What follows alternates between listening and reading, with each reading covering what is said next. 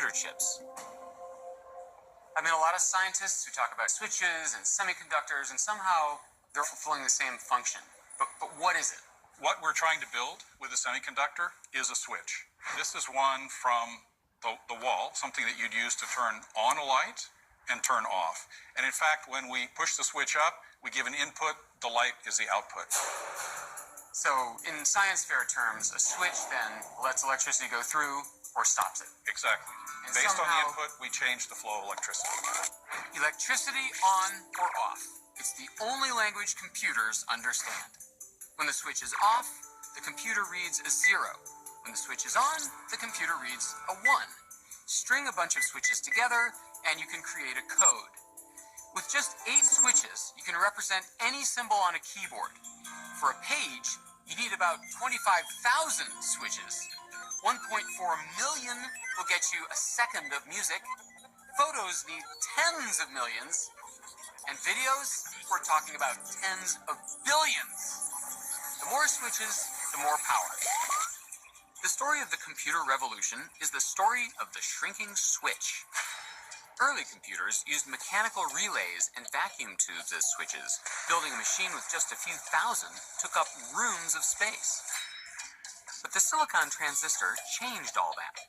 Because it's a material, not a machine, it's easy to shrink.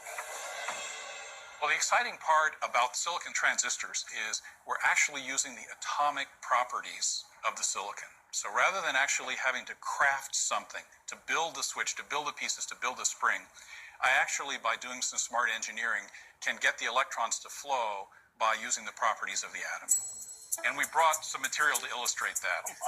What we have here... You happen to have a hunk of cheese lying around the lab? A hunk of cheese.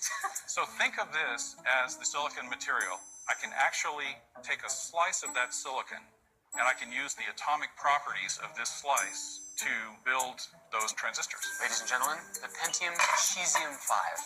I understand it works really well with the computer mouse. You can use that. All right, so you're saying that one beauty of silicon is that you can cut it in half, and it's still silicon.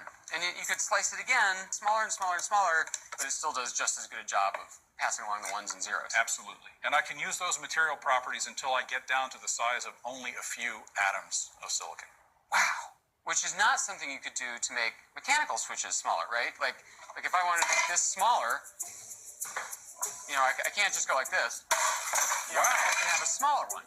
Clearly, this is not going to be a smaller, good switch. Right. But this is silicon. It is a purified element that one mines. All right, so what does it look like in the computer then? Well, by the time it gets to the computer, it actually is one of these devices. So this shiny surface is a piece of refined silicon. It has transistors built into it. We've actually flipped it over so the transistors are on the other side, and what you see is the back of that piece of silicon. And this is how many of those little on-off switches? This is almost 1 billion transistors. Wow. 1 billion switches on a 1-inch chip. What's even more astonishing is that one of the founders of Intel saw this coming. In the 60s, Gordon Moore predicted that the size of transistors would shrink by half every 2 years. Each time doubling the number that could be squeezed onto a single chip. This idea is known as Moore's Law, and it has proved to be incredibly accurate. But now, 50 years later, Moore's Law may finally be running out of steam. The transistors that power our stuff are about as small as they can get, unless scientists can come up with a new way of packing them ever more tightly together. To see one of those possible solutions, I've crossed the country to visit the IBM Research and Development Kitchen. So this is Moore's Law of Italian cooking. That's right. What we're going to do is explain why it's so important to get the transistors smaller and smaller. Francis has a pretty appetizing way of visualizing this law and its limitations. Like pepperoni slices, transistors on a silicon chip are flat.